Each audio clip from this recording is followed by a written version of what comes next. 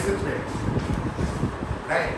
So এই যে থ্রেডটা, যে আপনার ভালনারেবিলিটিস, হোয়াট ইজ ভালনারেবিলিটিস, আমি বারবার বলি যে এই জিনিসগুলো আমাদেরকে কি করতে হবে, এই স্টার্ট স্কুলের সাথে ভালনারেবিলিটিস মানে কি বানান ভুলে গেছি,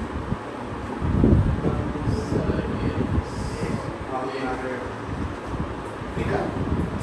এই যে আমার সিস্টেমে দুর্বলতাগুলো কোনগুলা, এটা কিন্তু অনেকে সময়ের পর সময় নিয়ে শুধু কি করতেছে, আমার সিস্টেমটাকে অ্যাক্সেস করতেছে।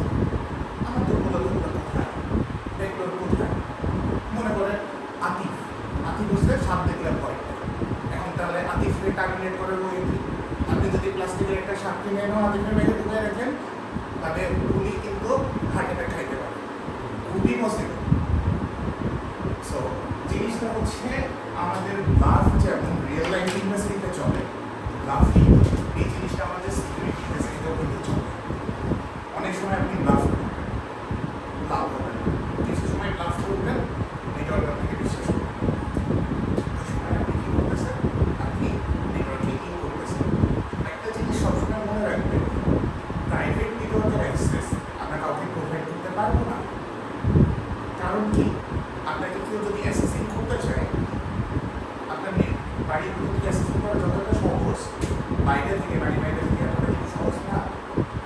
ওই মিসাইল মারতে হবে, নাহলে বোম মারতে হবে, নাহলে কোনো কিছু করতে হবে, কিন্তু বাড়ির ভিতর থেকে আপনার সিম্পলি নাকের উপরে রুমাল দিয়ে আপনাকে বের করা সম্ভব।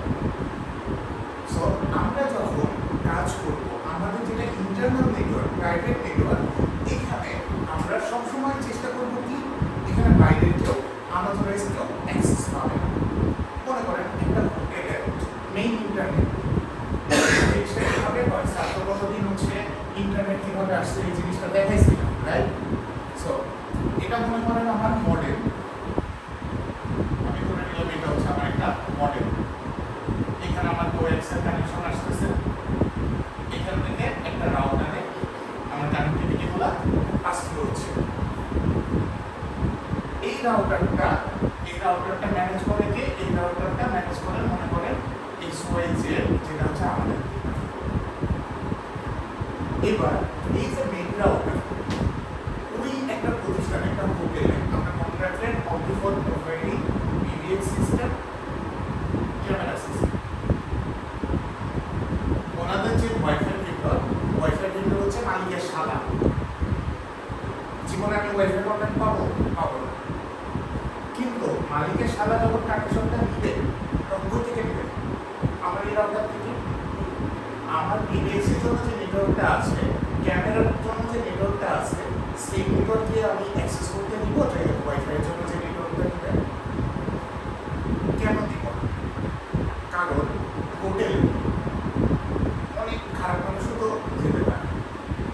আমি যখন হোটেলে যাই বা আমি যখন ঘুরতে যাই, I always carry my laptop, এবং ওইখানে গিয়ে ফার্স্ট কাজ আমার কী থাকে, আইপি স্ক্যান করা, যে কী কী ডিভাইস আসলে কানেক্টেড আছে। ওইখানে যদি আমি কোনো দুর্বলতা পাই, তাহলে কী করবো, আমি ওইখানে অ্যাক্সেস করার চেষ্টা করবো। যেমন আমি যদি এমপি পাই, ED5 ডিফল্ট পাসওয়ার্ড হচ্ছে এটা UBMP, এটা ইউজার নেম, এটাই হচ্ছে পাসওয়ার্ড। চেঞ্জ করে রাখা উচিত, কিন্তু সামহাউ এটাতে চেঞ্জ করার পরে অনেকে বাংলাদেশে যেটা হয়, বাংলাদেশের পার্সপেক্টিভে অনেকে এই জিনিসটা চেঞ্জ করে না। They don't really take care of it. কেসে মনে করেন আগে হচ্ছে হিসেব তার টানতো, তারপরে সে নেটওয়ার্ক ইঞ্জিনিয়ার হিসেবে প্রমোটেড হয়েছে, তাকে বলছে যে তুমি গিয়ে পি লাগাই দিয়ে আসো, এটিতে ওয়াইফাই সিগন্যাল পাচ্ছে, SSID পাসওয়ার্ড পাচ্ছে, ওকে ঠিক আছে না। এই জিনিসটা আমরা কখনো করবো না। তাহলে এই ক্ষেত্রে আমাদের ফার্স্ট স্টেপটা কি, নট কি এনি ডিফল্ট পাসওয়ার্ড।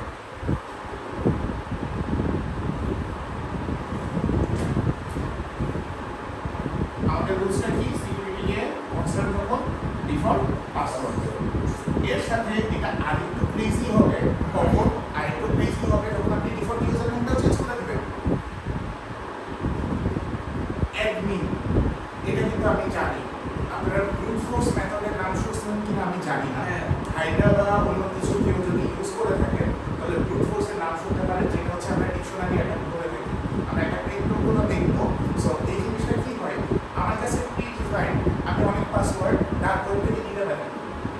ডার্ক ওয়েবে কিন্তু প্রচুর লিকেজ ডাটা আছে এবং গুগল ক্রোমে মাঝে মধ্যে দেখবেন যে your password has been compromised এই লেখাটা আসে যদি আপনার পাসওয়ার্ড সেভ করে রাখেন।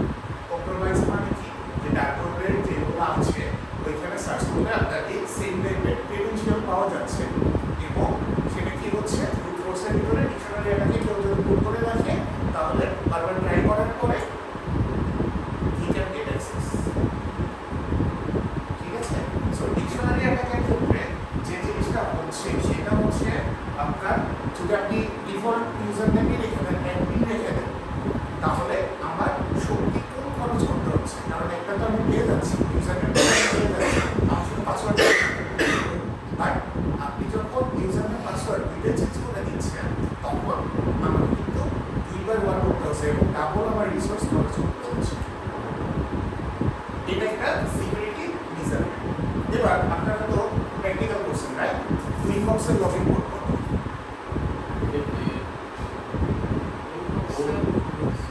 ইনবক্স দিয়ে আমরা হচ্ছে ইনবক্স দিয়ে লগইন করি, রাইট? হ্যাঁ, লগইন কোনো কোড নাই। অপারেট করে কি সে বুকসারে দিয়ে আসলে অপারেট করে সম্ভব সফটওয়্যারে? এটা দেখছেন কখনো দেখছেন 8291 খুব সম্ভবত একটু সার্চ দেন না। ইনবক্সে ডিফল্ট কোড কত?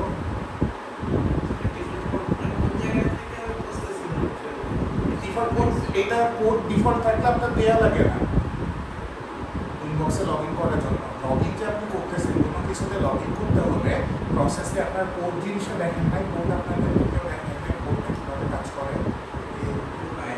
8291 না, আমি কি ঠিক লিখছি? দেখছেন আমি বুঝি নাই, আমি হয়তো মাইক্রোটিকে হাত দিই না 1 বছরের বেশি।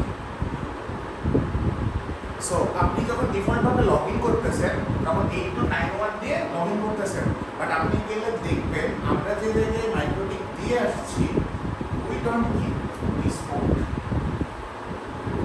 কারণ কি, আপনি যখন 8291 ডিফল্ট কোড রাখছেন তখন এই কোডে এপিআই থ্রুতে অটোমেটেড অ্যাটাকগুলো ওরা জেনারেট করতেছে এবং অ্যাটাকগুলো হয়তো সাকসেসফুলি আপনার সিস্টেমে ঢুকতে পারতেছে না, কিন্তু আপনার রিসোর্স ইউজ করতেছে। সবসময় মনে রাখবেন যখন আপনার প্রোডাকশনে কিছু আছে resource calculation is very much important. আমি আপনাদেরকে বলছি কিনা জানি না, আমি থ্রেডে করেছিলাম বইতে যাচ্ছি, আছে ঠিক আছে, আমরা বেস্ট প্র্যাকটিসে যাচ্ছি। সো আমাদের এরকম একটা শনি রবিবারে আমার ইউজুয়ালি হচ্ছে ছুটি ছিল। সো এরকম একটা রবিবার আমি ডিএসসিতে বসে আড্ডা দিচ্ছি, হঠাৎ করে আমার কাছে কলের পর কল, মেইল আসছে, মেসেজ আসছে যে আমাদের সব কয়টা ফোন সিস্টেম বসে গেছে, বসে গেছে। আর রিজল্ট দ্যাট আমার তো ক্লায়েন্টের চিন্তা চিল্লি মারামারি শুরু করে দিচ্ছে। স্বাভাবিক, একদিন ফোন সিস্টেম ডিজাইন বসে যাওয়া মানে তার বিজনেসে অনেক ডলার লস, বিজনেসের মেইন কমিউনিকেশন বসে গেছে লস। তো আমি আমার ভেন্ডরে লক করছি, ভেন্ডর থেকে আমি ওই কোনো সাপোর্ট পাইনি সারা রাত। স্বাভাবিকভাবে আমার তো চাকরি নাই, আমি তো ফায়ার হয়ে যাচ্ছি, কারণ সিস্টেম তো রক্ষা করার দায়িত্ব আমার। সকালবেলা আর্লি মর্নিংয়ে আমি কল দিচ্ছি অ্যারন বেডি। অ্যারন বেডিকে আপনারা চিনবেন, অ্যারন বেডি হচ্ছে ভয়েস ওভারের ট্রেনার। ভয়েস ওভার আপনারা যখন করবেন তখন হচ্ছে দেখবেন পিডিএক্স এর ভিতরে আমাদের একটা সার্টিফিকেশন দিতে হয়, এছাড়া আমাদেরকে সাপোর্ট দেয় না, সেটা হচ্ছে ভয়েস ওভারের সার্টিফিকেশন দিতে হয়। অ্যারন বেডিকে আমি মেইল দিচ্ছি, তারপরে কল দিচ্ছি, তো হোয়াট ইজ দ্য ইস্যু। সে তখন আমাকে বলে যে তোমার সার্ভার কোথাতে এসিএল অ্যাপ্লাই করা নাই, কি নাই এসিএল অ্যাপ্লাই করা নাই। এসিএল শব্দটা কামি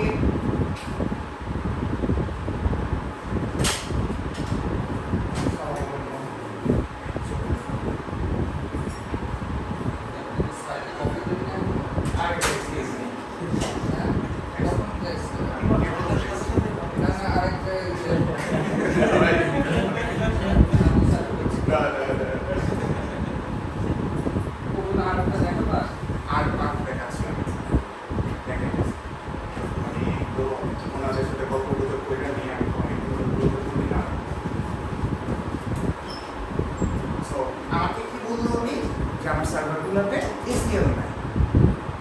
আমি তখন ইসি এখন আমি কি জানি না।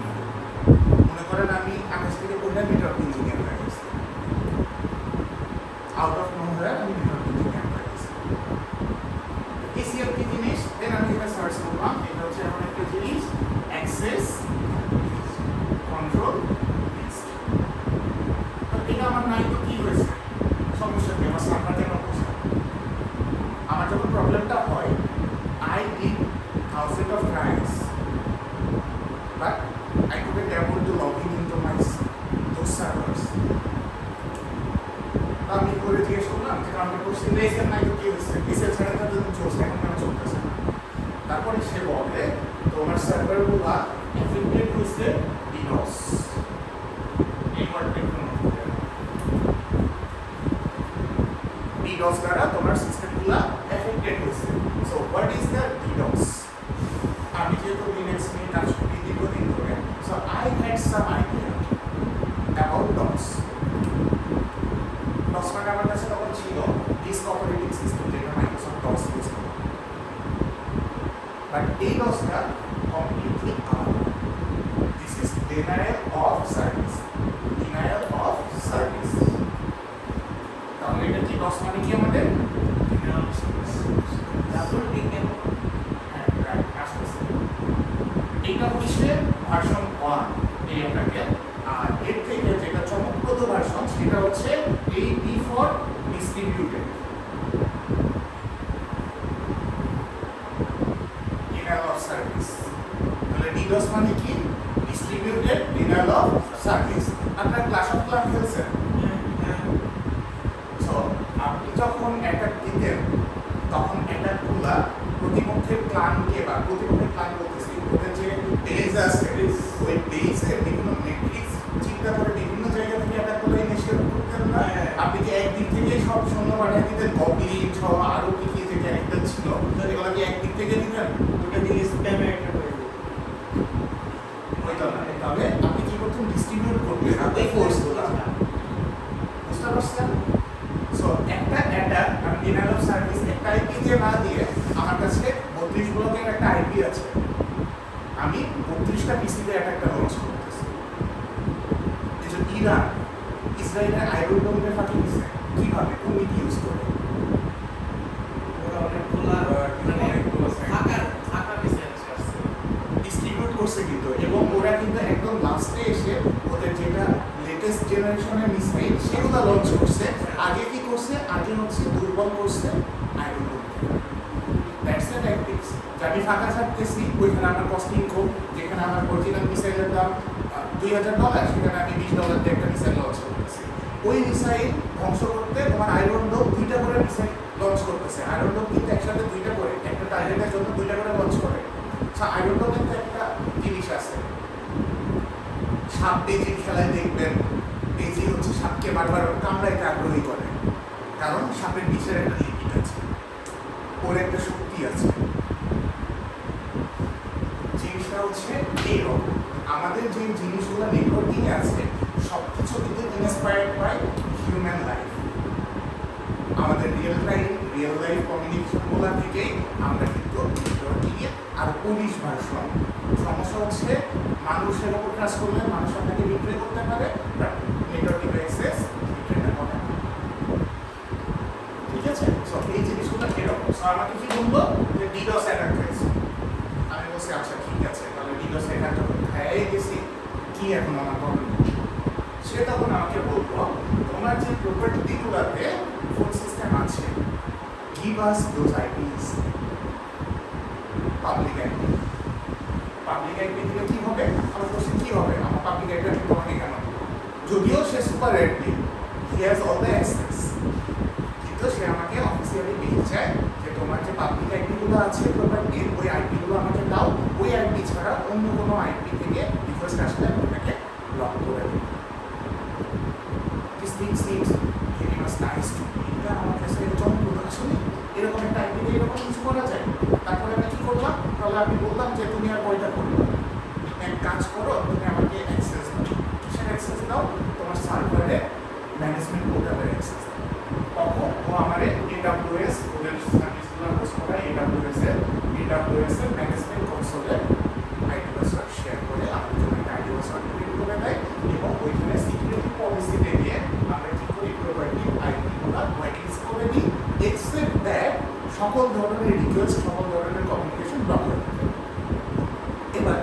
এটা করার পরে কি হয়েছে, এটা অ্যাপ্লাই করছি, সার্ভার চলতেছে, বাইরে থেকে আর কোনো কল সার্ভারে দিতে না,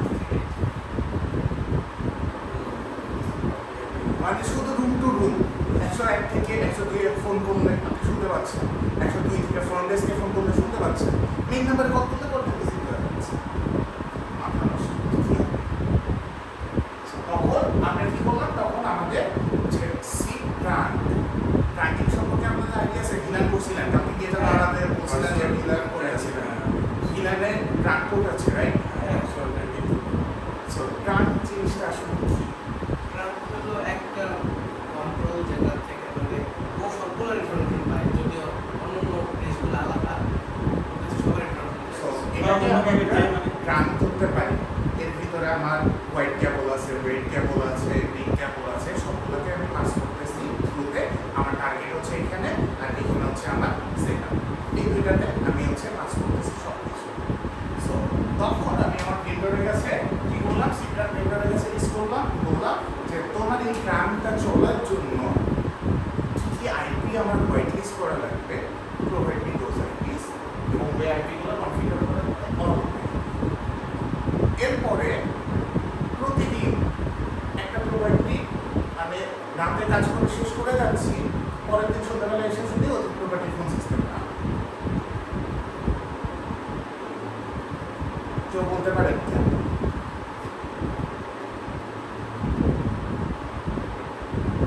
নতুন এক্সিস্টিং এসকিএল অ্যাপ্লাই করার আগ পর্যন্ত সব ঠিকঠাক চলতেছিল, এবার যে বন্ধ হইল, বন্ধ হওয়ার পরে আবার হচ্ছে খুললাম, তোলার পরে আবার হচ্ছে কি এসএল অ্যাপ্লাই করছি, এসএল অ্যাপ্লাই করার পরে চলতেছে, প্রতিদিন বন্ধ হচ্ছে।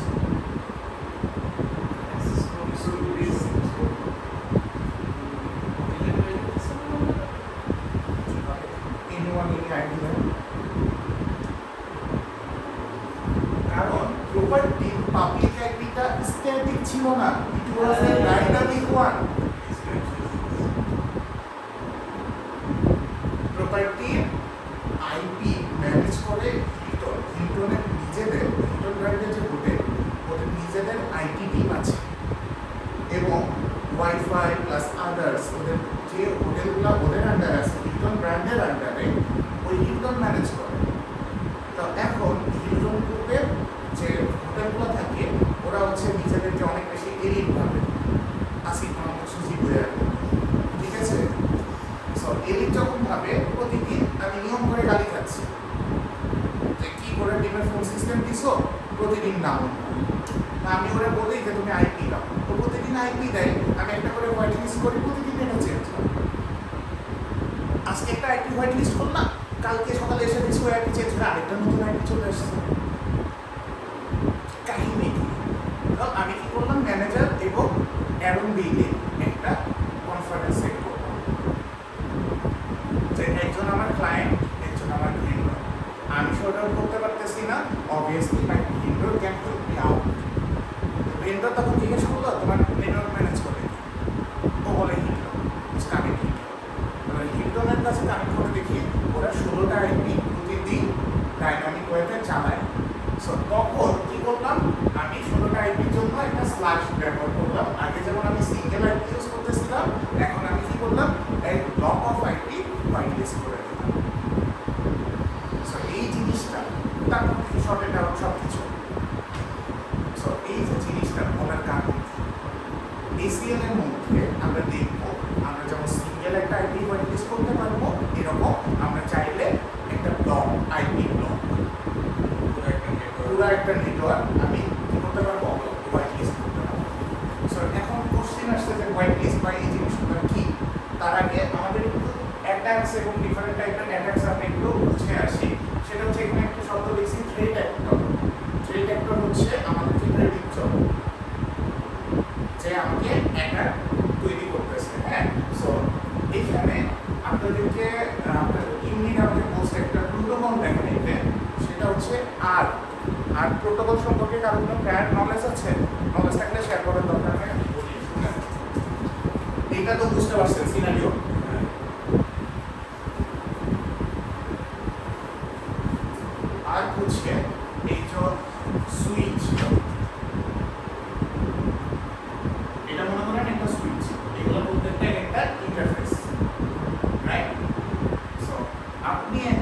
ইন্টারনাল নেটওয়ার্কিং করবেন। যেমন আপনাদের আগে যত মানুষজন আসছেন বা আপনাদের আগে একটা কোশ্চেন কমন ছিল আমার, এরকম একটা কোশ্চেন যে উইদাউট আইপি অ্যাড্রেস ইন্টারনেট চালানো পসিবল কিনা। উইদাউট আইপি অ্যাড্রেস তাহলে কি মনে হয় চালানো পসিবল?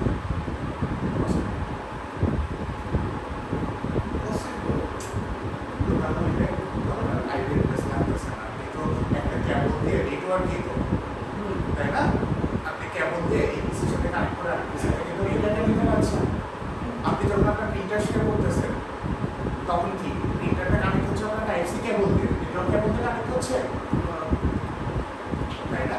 সো পসিবল, কিন্তু এটা লজিক্যালি পসিবল। সো এই জিনিসটা যখন ডেটাটা পাঠায় তখন জিনিসটা আসলে কিভাবে পাঠায়। সো এখন আমরা ওই ধারণায় না যাই, বাট এইখানে আমার প্রত্যেকটা কোডের কিন্তু আলাদা আলাদা কি থাকে, আমার ম্যাক অ্যাড্রেস থাকে। মাইক্রোটিকে দেখছেন না? মাইক্রোটিকে দেখবেন ফার্স্ট কোডে এক ম্যাক অ্যাড্রেস লেখা, লাস্ট কোডে আরেক ম্যাক অ্যাড্রেস লেখা। প্রত্যেকটা ইন্টারফেসে, প্রত্যেকটা নেটওয়ার্কিং ইন্টারফেসের ম্যাক অ্যাড্রেস আলাদা, তাই না? সো আপনাদের কি ক্যাম্প টেবিল দেখাইছিল সুইচ করার সময়? হ্যাঁ, ক্যাম্প টেবিল জিনিসটা কি বলেন তো আমাকে একটু। ম্যাক অ্যাড্রেস থাকে, আসলে পোর্ট নাম্বার থাকে। পোর্ট নম্বর এটা হচ্ছে স্টোর করে কি সুইচ নিচে। এবার লোকাল নেটওয়ার্কের কথা চিন্তা করেন, আমার একটা পিসি আছে, এই যে একটা পিসি, এই পিসির কাছে এই পিসি একটা ডেটা পাঠাতে চাই কোন আইপি অ্যাড্রেসে। এই পিসি মনে করেন একটা আইপি হচ্ছে 192.168.0.3। এই পিসি একটা ডেটা পাঠাতে চাই কার কাছে? এই পিসি ডেটা পাঠাতে চাই .5 এর কাছে। এখানে মনে করেন আরেকটা ডিভাইস আছে .5, এর আইপি অ্যাড্রেস কত? .5। ঠিক আছে, এ যখন পাঠাবে এই যে .5 কোন হোস্টের আইপি অ্যাড্রেস বুঝবে কি করে? ম্যাক অ্যাড্রেসটা কোথা থেকে পাবে? টেবিলে কোন টেবিলে পাবে ম্যাক অ্যাড্রেস? এই ক্যামলোরার টেবিলে বা ক্যাম টেবিলে তো আপনার পোর্ট নাম্বার আর ম্যাক অ্যাড্রেস আছে, আইপি অ্যাড্রেস তো নাই। তাহলে পাবে কোন থেকে? রাউটারে ম্যাক অ্যাড্রেস টেবিল যেটা রাউটিং টেবিল রাউটিং টেবিলে পাবে। এটা তো লোকাল নেটওয়ার্ক। এটা মনে করেন একই লোকাল নেটওয়ার্ক, এই নেটওয়ার্ক থেকে আসছে। ও ম্যাক অ্যাড্রেসটা পাবে আইপি অ্যাড্রেসের মাধ্যমে। আইপি অ্যাড্রেস তো ও জানে .5 এ পাঠাবে, হ্যাঁ। তো এই .5 এ কোন ম্যাক অ্যাড্রেস আছে এটা সে বুঝবে কি? এই যে আর একটা রিকোয়েস্ট পাঠাবে, ও যদি 5 থেকে রিপ্লাই দেয়, কোর্সে আপনি বেশি বোঝেন ডেস্টিনেশনাল সোর্স আইডি আর রিকোয়েস্ট কি এবার পাবেন। আর রিকোয়েস্ট মানে হলো যে প্রথমবার রাউটারটা সেটআপ করার সময় হ্যাঁ। একটা ব্রডকাস্টের মতো ব্রডকাস্টের মতো ব্রডকাস্টই করার পরে কি করে? রাউটার করে তাহলে করে সুইচ কোড। রাউটারটা সুইচকে প্রত্যেকটা কোর্স, হ্যাঁ, আপনার চিন্তা ভাবনা হচ্ছে ভাষা। So try to make it Indian নলেজটা দরকার। সেটা হচ্ছে এই যে ডিভাইসটা, প্রত্যেকটা কোর্স যা আইপি অ্যাড্রেস আছে সেই করে একটা ব্রডকাস্ট রিকোয়েস্ট জেনারেট যে .5 আইপিটাকে আমি খুঁজছি, এই .5 আইপিটা কার। এবার আমার অ্যাড্রেস মনে করেন .4, আমি ওই প্যাকেটটা দেখতেছি, আমার আইপি অ্যাড্রেস .5 না, আর কি করতেছি? ডিসকার্ড করতেছি। যার .5 অ্যাড্রেস সে কি করতেছে? He comes up with ARP reply, যা আমার অ্যাড্রেস .5 এবং সে যে রিপ্লাইটা পাঠাচ্ছে, রিপ্লাইয়ের মাঝে সে কি পাঠিয়ে দিচ্ছে? একটা ম্যাক অ্যাড্রেস পাঠিয়ে দিচ্ছে। তখন এই জিনিসটা স্টোর করতেছে কে? এই হোস্ট স্টোর করতেছে। প্রত্যেকটা networking device they have their own ARP table. আপনার উইন্ডোজ পিসি বলেন, আপনার রাউটার বলেন, আপনার ফোন বলেন, আপনার ম্যাক বলেন, যা আছে প্রত্যেকটা হোস্ট ডিভাইস একটা আর্ট টেবিল মেইনটেইন করে। ঠিক আছে, আর্টের মিনিং কি? তাহলে আর্টের মিনিং কি? এভাবে জানলে হবে। আর্টের জিনিসটা হচ্ছে অ্যাড্রেস রেজুলেশন প্রোটোকল। এই মিনিংগুলো জানলে কিন্তু আপনাদের জিনিসগুলো বোঝা অনেক বেশি